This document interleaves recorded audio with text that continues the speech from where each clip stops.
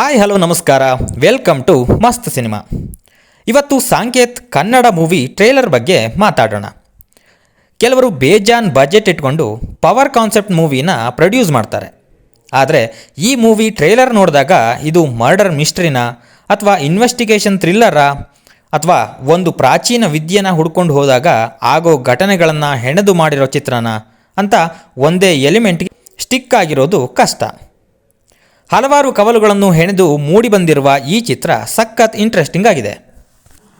Jyotsna K Raj ಅವರು ನಿರ್ದೇಶಿಸಿರುವ ಈ ಚಿತ್ರದಲ್ಲಿ ಚೈತ್ರಾ ಶೆಟ್ಟಿ, ವಿಕ್ಕಿ ರಾವ್, ರೂಪಶ್ರೀ ಓರ್ಕಾಡಿ, ನಿರೀಕ್ಷಾ ಶೆಟ್ಟಿ, ರಾಹುಲ್ ಅಮೀನ್ ಹಲವಾರು ಹೊಸ ಮುಖಗಳ ತಂಡ ಅಭಿನಯಿಸಿದೆ.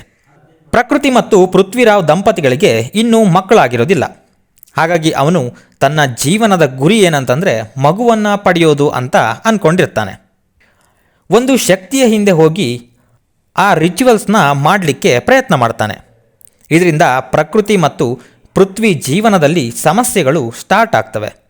ಈ ಫಿಲಮ್ನ ಟ್ರೇಲರ್ನಲ್ಲಿ ಕೆಲವು ಫ್ರೇಮ್ಗಳನ್ನು ನೋಡಿದಾಗ ಇದೊಂದು ಸೈಕಾಲಜಿ ಥ್ರಿಲ್ಲರ್ ಇರಬಹುದಾ ಅಂತ ಅನಿಸುತ್ತೆ.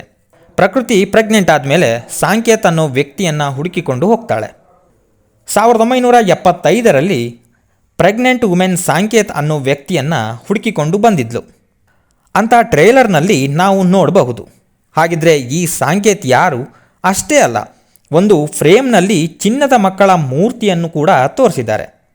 ಲಾಸ್ಟ್ನಲ್ಲಿ ದೀಪಗಳನ್ನು ಇಟ್ಕೊಂಡು ಇಂಟರ್ವ್ಯೂವಿಂಗ್ ಆಗಿ ಶೂಟ್ ಮಾಡಿದ್ದಾರೆ. ಕಾನ್ಸೆಪ್ಟ್ ವೈಸ್ ಮೂವಿ ತುಂಬಾ ಕ್ಯೂರಿಯಾಸಿಟಿ ಹುಟ್ಟು ಹಾಕಿದೆ. ಸಿನಿಮಾ ಇದೇ ಜುಲೈ 26ಕ್ಕೆ ರಿಲೀಸ್ ಆಗ್ತಾ ಇದೆ. ನೀವಿನ್ನೂ ಟ್ರೇಲರ್ ನೋಡಿಲ್ಲ ಅಂತಂದರೆ ಈಗಲೇ ಹೋಗಿ ಆ ಮೂವಿ ಟ್ರೇಲರ್ನ ನೋಡಿ. ಮುಂದಿನ ವಿಡಿಯೋದಲ್ಲಿ ಇನ್ನಷ್ಟು ಥ್ರಿಲ್ಲಿಂಗ್ ರಿವ್ಯೂನೊಂದಿಗೆ ಸಿಗೋಣ.